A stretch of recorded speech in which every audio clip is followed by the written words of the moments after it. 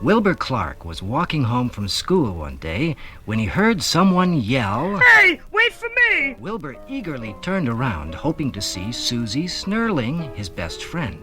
Instead, he saw a small blue dragon running toward him as fast as its fat blue legs and pink-clawed feet could carry it. The dragon's nails went clickety-click along the sidewalk. Wilbur walked a bit faster and didn't look at the little fellow who panted and scampered at his side. "Hey, why didn't you wait for me?" The dragon asked. My mother told me never to talk to strangers. Replied Wilbur, That is, when I'm all alone. and he walked on even faster. "Oh, but I'm not a stranger. I'm an animal. You can talk to me." Wilbur stopped walking. He looked into the dragon's bright yellow eyes and said, Okay. I'm sorry I didn't wait for you, Mr.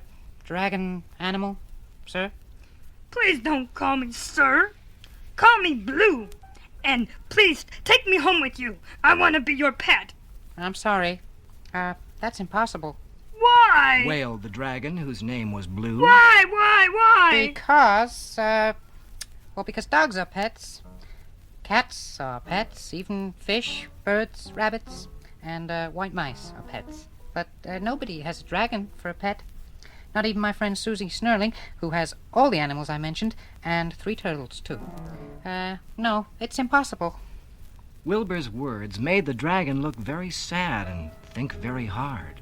"I He know. finally said. Let's pretend I'm a dog." He went down on all 4 feet, wagged his heavy tail, and said... Woof. Wilbur was not impressed. I can woof better than that. "But you can't wag your tail." Replied the dragon, and he rolled on the ground, laughing at his own joke. By this time, they were in front of Wilbur's house. I don't think my mother will let me have a dragon for a pet. Wilbur said wistfully. He was beginning to enjoy the dragon's company. "Well, maybe she'll think I'm a dog." And before Wilbur could reply that his mother was a very smart woman and had seen a dog or 2 in her day, Blue gave another woof, which sounded more like a sneeze than any sound a dog would make, and he trotted up to Wilbur's front door, opened it, and went inside as though he had lived there all his life. Wilbur had no choice but to follow. Wilbur's mother was in the kitchen, cooking up a pot of something that smelled very good. Wilbur was too upset to notice the good smell. Mommy, look at the nice doggy who followed me home from school and who, wants to be my pet. Wilbur's mother looked at Blue. Blue looked back at her, wagged his tail, knocking over a kitchen chair, and went, Woof, Woof?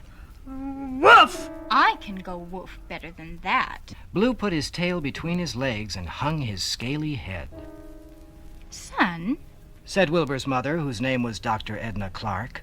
son, this is a small blue dragon who has followed you home from school.